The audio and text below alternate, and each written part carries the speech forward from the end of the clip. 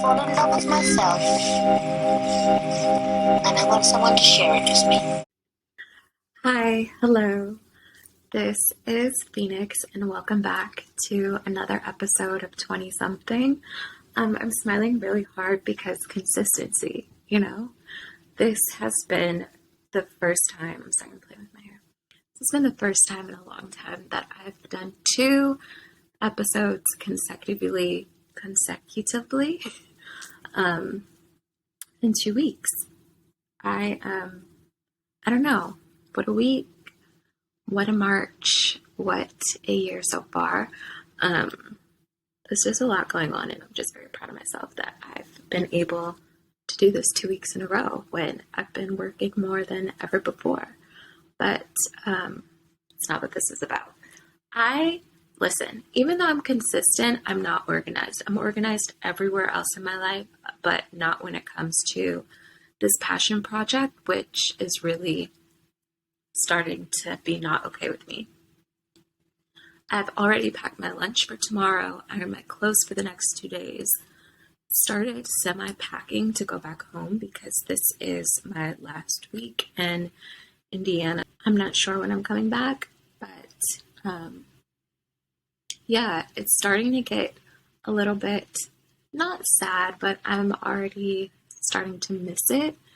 I don't know, but just the relationships I've cultivated and how comfortable I am now in this space. This hotel room, this town, this routine. It's a routine. And for a long time, I didn't have a set routine, and now I do. And so, I have a habitual personality. So it was definitely something I was getting used to. And now things are about to change and get even more wild and wacky and just different. But I don't know, I'll be okay. I graduate from flight attendant training this upcoming week, and I got my uniform and I had to get it tailored, so I get it back this week. And I'm really excited because I've been looking up a lot of inspo about how I want to kind of look when I'm working. And I've been watching Mad Men, and I've been looking up flight attendants from the 50s and the 60s, and I just want to be modern and me, but retro. I just want to make it my own. I want to put a major emphasis on glam and glamour. The older I get, the more, sorry about my knee, if you're watching, my knees just made a debut. The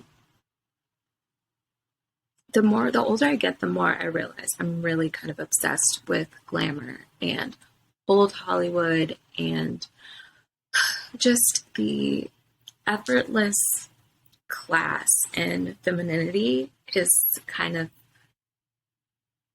everything to me and more. And I think I try to embody it as much as I can in my day-to-day. And I'm learning that stems from, I think, both of my great-grandmothers, and one is still alive. But they both made huge impressions on me, just the way they carry themselves, and they're just really badass and gorgeous and so authentically them. And I just strive for that more and more every day. And their relationships, their romantic relationships are... I get both sides. One of my great grandmothers, the one who is still alive, is an Aquarius, and I don't have really strong relationships with Aquarius women. But I have one friend, and then I have my grandma, and they tend to have either non-traditional relationships or just very okay with loving from a distance, or just still being very much independent but bonded. It's just very non-traditional. And so I think I've adapted a little bit of that into my life. And then my great grandmother who's passed away was a Pisces. And Pisces women, from what I know, having a Pisces mother, love, and are creative and sometimes a little bit more traditional, but very emotional, and just literally my mom. I didn't see so much in my grandma because she was my grandma, and she was just sort of this figure of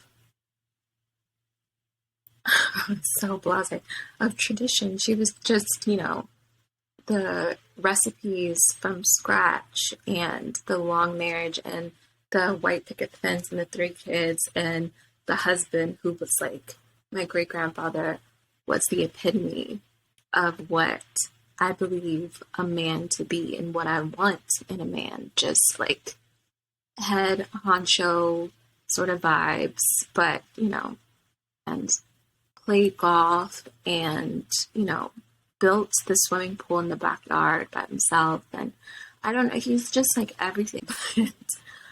Their relationship is one that I have always looked up to and cherish. And to me, they were really like Minnie and Mickey Mouse. And that's kind of what I want. Pretty much any character Robert De Niro has played. It's kind of what I want. But enough about that. Anyway, I graduate from flight attendant training this week, and I can't express enough how grateful I am for this opportunity. The more I'm in it, the more I realize this was really meant to be. And so this program was 4 weeks, and each week we kind of like matriculated into another grade, so to speak. So when we started, we were definitely freshmen. The next week we were sophomore, after that juniors. And then this week is really our senior week, like that last week of school when you're in high school, when you're about to graduate. And it's like, rules don't really apply to you because you're like done pretty much at the finish line. It's all about you. You look at the new kids coming in, and you're just like, oh, I remember when I was a baby. Like, I remember. And that's kind of how it is now. Our company has trainees coming in, starting almost every week, a new class. And they're coming in, they don't really know how to use the coffee machine. And you see them at lunch kind of just overwhelmed and on the phone with their family members, kind of just talking about their experience and how crazy it is and how long the days are, and getting excited about, all the opportunities for travel. Like, it's so cute. But yeah, we're seniors, and this is my senior week, and we have 2 exams, one on Tuesday, then our final on Wednesday, also with our final drill. And our drill is like opening the, cabin door closing the cabin door in study, because flight attendants close the door of the plane and they don't get paid. Fun fact, flight attendants don't get paid until that cabin door is closed. So come in, get in your seat, shut up so we can close the door and go, because I need to make my money. But what else? I miss my best friend. I miss my mom. I miss my aunts. I miss my dog. My mom is probably one of my favorite people in the whole wide world. And as I speak, she's in North Carolina at the Dreamville Festival, J. Cole's like J. Cole's Coachella. So, like a lot of weed and shrooms and stuff, but that has nothing to do with her. I just say that because she went by herself because she loves J. Cole that much. And I was supposed to go with her, but when we got the tickets a while ago, they were like really expensive. And I remember when I went to Beachella, I bought my own ticket, but I don't remember it being that expensive. This ticket, I feel like it was like $600. And anyway, I got on the payment plan, whatever, and then she got on my nerves, so I canceled it. And, but that was a long time ago, before I even knew that I would be here in Indiana. But like I said, it was meant to be, because I wouldn't have been able to go anyway. But, yeah, I'm petty as shit for that, but she didn't mean that.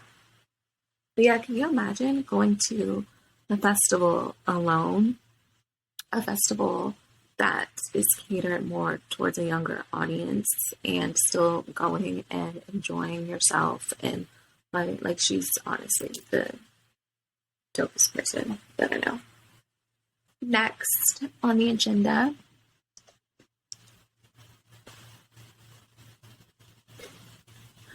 I really don't have an agenda. Can we take a second just to talk about the way that guys approach you? I feel like I want to do a masterclass. Not that I know much, because I really do be in the house. But when you approach a girl, or when you are communicating with someone that you're interested in and someone that you like, I feel like an opening line should be almost anything other than yo. Yo. This guy, he's an established man. He is a college educated man, like, so I know that he knows words, he knows things, he knows greetings. Yo every time, and then wondering why you never text me back, because you don't initiate. It's not enough. That's not even close. And so it happened a few times. Like, he said yo probably maybe a handful and a half times. And I never said anything. And then finally one day I just had the time where I was just pissed, and I was like, listen, I really would prefer a greeting other than yo. And when he says yo, it's usually Y-O-O-O, like 3 O's. And he said, it's not yo, Y-O, it's yo, oh. Nigga, what's the difference? It does not matter. I don't like that. And I said that in a really nice way. Maybe a week later, he didn't text me for about a week. And a week later, when he did text me, he said, what's good? Yeah, gentlemen, please. We need more. Do better. I really had to tap into my inner Beyonce today, because I was in bed and all I wanted to do was stay in bed. Though I did a lot today, but it was like cleaning up, like stuff that I really can do no matter my energy level. I'm like sweeping and washing dishes, like just making sure that my environment is pristine. That comes naturally. That doesn't like make me tired, but I did a lot, and then I just laid down and I was like, okay, I'm gonna lay down and I'm gonna stay in bed, and then tomorrow night I'll record. And then I just started to like make all these plans. I kept putting it off, and I could just subconsciously, I knew you're never gonna get this done if you don't do it right now. And I thought, what is the difference between your life right now and the life that, like, your dream life, or what you want ultimately? And it's like just doing the work. And so it's like, literally, this is the difference. The work being done. Here I am laying in bed thinking about everything that I want to do. And it was like, I think I honestly did just need some rest. Like, this whole experience is a little draining. And towards the end of this week, towards the end of, this process, people tend, from what we've been told, get really down and kind of just want to give up, because it's so much information to retain and a lot of pressure and a lot of changes, and some people want to quit. And so dealing with that, on top of just trying to find like a balance with the workload and your personal life and then passion projects, your body gets bogged down. And despite all of that, I'm still doing things. I'm still putting in the work. And that makes me really proud. And I know that must be how Beyonce feels. Speaking of Beyonce, I watched the Oscars for her, and thank goodness she opened, because honestly, I wasn't going to sit around for all of it. I turned off the Oscars right around when they were giving an award to someone who I didn't know. And I lay down, and then, of course, I got the notification about the slap. Listen, I don't care anymore. I didn't really care much then. I knew, like from the bottom of my heart, I knew that that was not fake or staged because I'm just an energy person. And there was a certain type of energy that showed no one knew that that was coming. That was just the vibe I got. But I really didn't care then, and I don't care now. And I'm just saying that because I hope that whoever listens to this, will get you not to care either, because I'm tired of the memes and the infiltrated timeline. Like, let it go. Anyway, that was exactly a week ago, and the Grammys are tonight in Vegas, and I just want to see the outfits. Fashion is like, my Pinterest is full of vintage runway and like gowns from the 30s. Like, those are the things that just make my heart skip a beat. Very fitted, very tailored, very elegant, very just like, please. And I haven't seen that in so long, and that's the only reason why I like these award shows, because celebrities, people go all out, and I just want to bring back old Hollywood glamour, and not like just the quintessential pinup. Like, yes, I love Marilyn Monroe, but I also really love like Rita Hayworth and Dorothy Dandridge and Diana Dors and Audrey Hepburn, even some pieces. Like Audrey Hepburn, I'm going to be honest, isn't like my fave, but I do like some of her fashions. Grace Kelly, like even Princess Margaret, Princess Diana. I need that. I want to see it more, and I'm not seeing it enough. So I think that means that I have to bring it back, which means I just need to make a little bit more money so that I can really get the pieces. I'm starting to ramble, and I'm also getting hungry. And that's the only thing about this whole situation, my accommodations. I love this room. It has everything that one needs except the oven.